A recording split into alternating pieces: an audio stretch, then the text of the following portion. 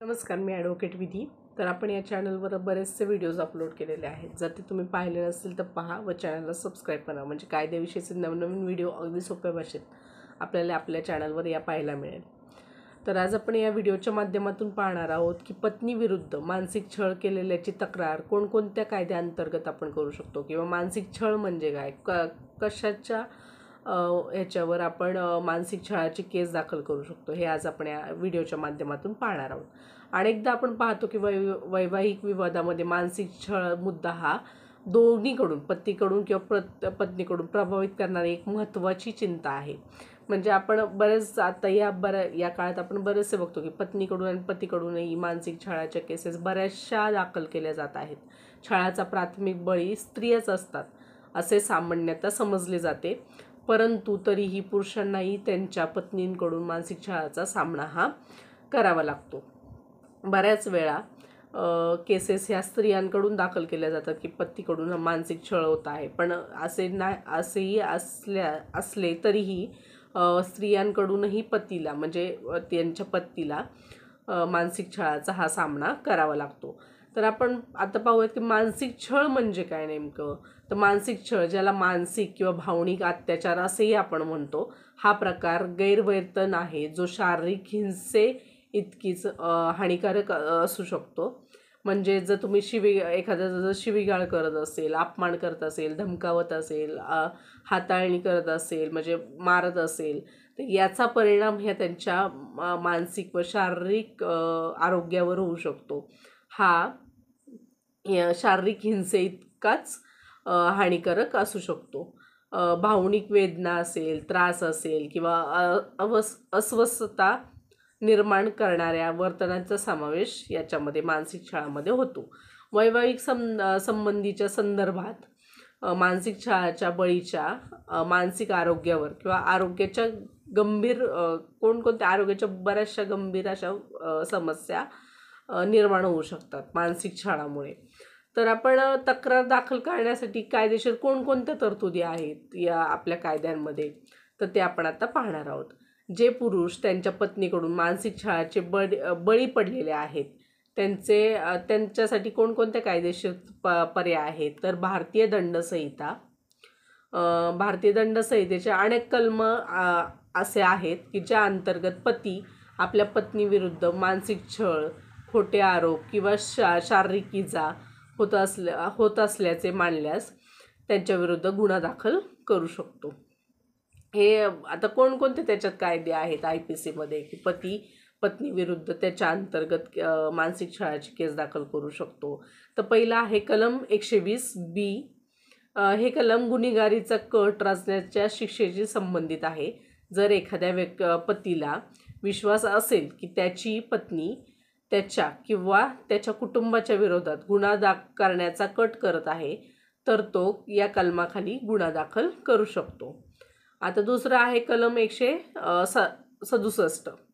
जर एखाद्या पतीला असे वाटत असेल की पोलीस अधिकारी आपल्या पत्नीशी खोटी तक्रार नोंदवण्यासाठी किंवा त्याच्या विरुद्ध खोटी कागदपत्रे तयार करण्यासाठी संगनमत करत आहे, लोकसेवकाकडून गैरवर्तणूक केल्याचा आरोप करून तो या कलमाअंतर्गत गुन्हा दाखल करू शकतो.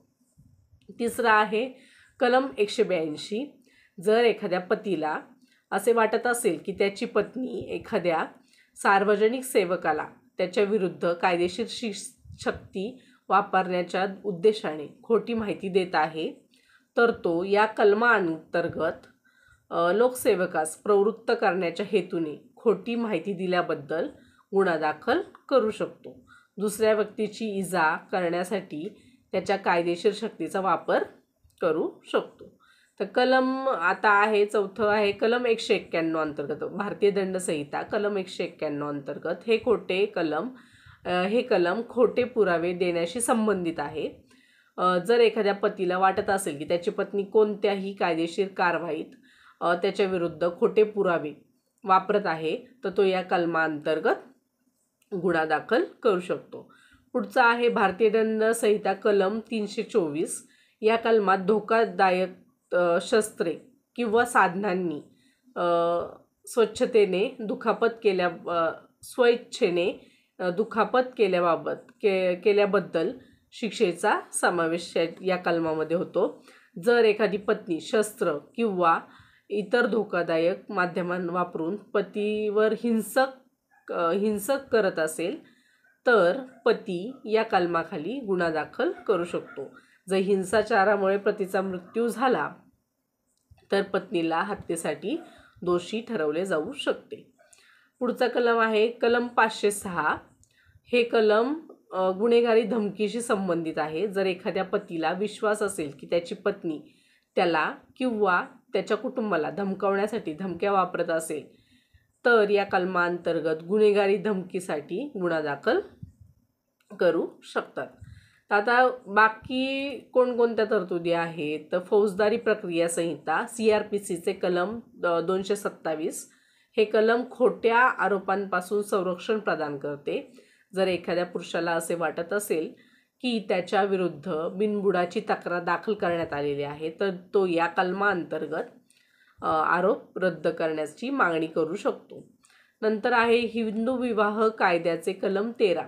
हे कलम क्रूरतेच्या आधारावर घटस्फोटाला परवानगी देते, ज्याच्यामध्ये मानसिक छळाचा समावेश आहे. पत्नीने केलेल्या मानसिक क्रौर्याला हवाला देऊन पती घटस्फोटाची याचिका दाखल करू शकतो. जर पतीला एखादा मानसिक छळ जर पत्नीकडून वारंवार होत असेल तर तो हिंदू विवाह कायदा कलम 13च्या अंतर्गत घटस्फोट दाखल करू शकतो या ग्राउंडच्या आधारे. पुढचा आहे की विशेष विवाह कायद्याचे कलम 27. हिंदू विवाह कायद्याप्रमाणेच हे कलम क्रौर्य किंवा मानसिक छळासह विशेष विवाह कायद्याअंतर्गत नोंदणीकृत विवाहामध्ये घटस्फोटाचे कारण प्रदान करते. त्याच्यानंतर आहे घरगुती घटनेचा अहवाल दाखल करणे. म्हणजे घरगुती हिंसाचार कायद्याअंतर्गत घरगुती घटना अहवाल नावाचा विशिष्ट फॉर्म वापरून तक्रार दाखल केली जाऊ शकते, ज्यामध्ये मानसिक छळासह घरगुती हिंसाचाराचा घटनांचा सुद्धा तपशील असतो.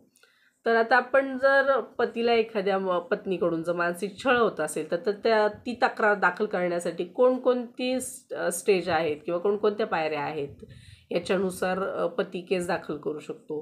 तर पहिलं आहे की तुम्ही पुरावे गोळा करा. तक्रार दाखल करण्यापूर्वी तुमच्या पत्नीला हे कळू न देता तुम्ही एखादे पुरावे दाखल करा. जर ती शिवीगाळ करत असेल तर त्याचं व्हिडिओ रेकॉर्डिंग करा, कॉल रेकॉर्डिंग करा किंवा सोशल मीडियावर कम्युनिकेशन्स म्हणजे जर तुम्ही व्हॉट्सअपद्वारे किंवा इंस्टाग्रामद्वारे फेसबुकद्वारे जर पत्नीशी जर बोलत असाल तर ते मेसेजेस असतील तर ते पुरावे म्हणून तुम्ही त्या सगळ्या गोष्टी गोळा करा. दुसरं आहे की मग त्याच्यानंतर काय करा तर तुम्ही FIR दाखल करा. पहिली पायरी म्हणजे स्थानिक पोलीस स्टेशनमध्ये जाऊन FIR दाखल करणे. FIRमध्ये छळाच्या घटनांचा तपशील देणे आणि कायद्याच्या कोणत्याही कलमाअंतर्गत तक्रार दाखल केली जात आहे हे पाहणे आणि कायदेशीर सल्ला घ्या. म्हणजे तुमच्या वकिलांकडून मला मानसिक छळ होत आहे हे सांगून तुमच्या वकिलांचा सल्ला घेऊनच तक्रार दाखल करा. त्याच्यानंतर त्याचा पाठपुरावा करा. तक्रार दाखल केल्यानंतर FIR दाखल केल्यानंतर तपास प्रगतीपथावर आहे की नाही ह्याचा पाठपुरावा करा. कायदेशीर कारवाई प्रकरण न्यायालयात गेल्यास कायदेशीर कारवाईस सहकार्य करणे, पुरावे प्रदान करणे म्हणजे पुरावे जे तुम्ही गोळा केलेले आहेत ते कोर्टात सादर करणे व न्यायालयाच्या सूचनांचे पालन करणे आवश्यक आहे. मानसिक छळ सिद्ध करण्याचे हे तुमच्या जर कोर्टात दाखल झालं तर हे तुमच्यात आव्हान आहे. त्याच्यामुळे तुम्ही तक्रार दाखल करण्याच्या अगोदरच पुरावे गोळा करणे हे तितकेच गरजेचे आहे. तर आज आपण या व्हिडिओच्या माध्यमातून पाहिलं की पतीला जर पत्नीकडून छळ होत असेल तर कोणकोणत्या कायद्याअंतर्गत आपण तक्रार दाखल करू शकतो.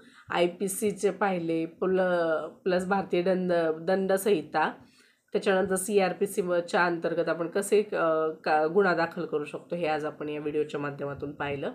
किंवा मग मानसिक छळ झालेला असेल आणि तक्रार दाखल करायची असेल तर त्याच्या अगोदर आपण काय करावं किंवा तक्रार दाखल केल्यानंतर काय करावं हे आज आपण या व्हिडिओच्या माध्यमातून पाहिलं.